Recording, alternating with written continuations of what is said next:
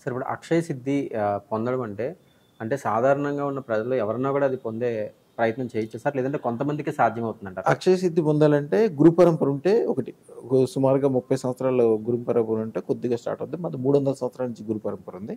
అందువలన ముఖ్యంగా సహజంగా అబ్బేదేంటంటే తిథి రోజు ఏదైతే ఉందో అక్షయ తృతీయ అంటారు కదా! అవును. ఆ రోజున పుట్టడం వలన ఆటోమేటిక్‌గా శక్తి కొద్దిగా వస్తది. దాన్ని ఎన్హాన్స్ చేసుకోవటం. అంటే మీకు సహజంగా మీరు పుట్టంగానే మాట్లాడే శక్తి వచ్చినప్పటికీ మీరు ప్రొఫెసర్ అవ్వాలన్నా, డాక్టర్ అవ్వాలన్నా, ఇంజినీర్ అవ్వాలన్నా అది ఆ చదువు ఎట్లా చదువుకోవాలో అక్షయ సిద్ధి పొందడం కూడా అదొక 30 సంవత్సరాల పాటు చేయాల్సిన తంత్రం మంత్రం అది. ఓకే. చేస్తే అది ఆటోమేటిక్‌గా అందుతుంది. సార్ అదే విధంగా మీకీ అదృష్ట రత్నాలపై ఆసక్తి ఏ వయసులో ఉన్నప్పుడు మీకు కలిగింది? ఇది మా గురు పరంపర నుంచి వచ్చింది. గురు ఎప్పుడో పరంపర. 300 సంవత్సరాల నుంచి ఉంది.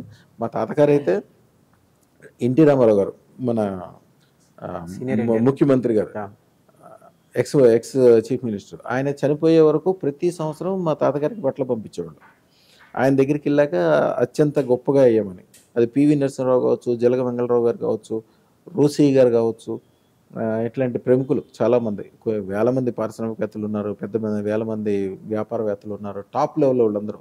ఆ రోజుల్లో ఉన్న టాప్ లెవెల్‌లో ఉన్న ఎవరినైనా ఒకసారి లెక్కేసుకుంటే ఎల్ఎన్టీ రామకృష్ణ గారి దగ్గర నుంచి టాప్ లెవెల్ వాళ్ళందరూ కూడా మన దగ్గర అదృష్ట రత్నాలు తీసుకున్నోళ్ళే.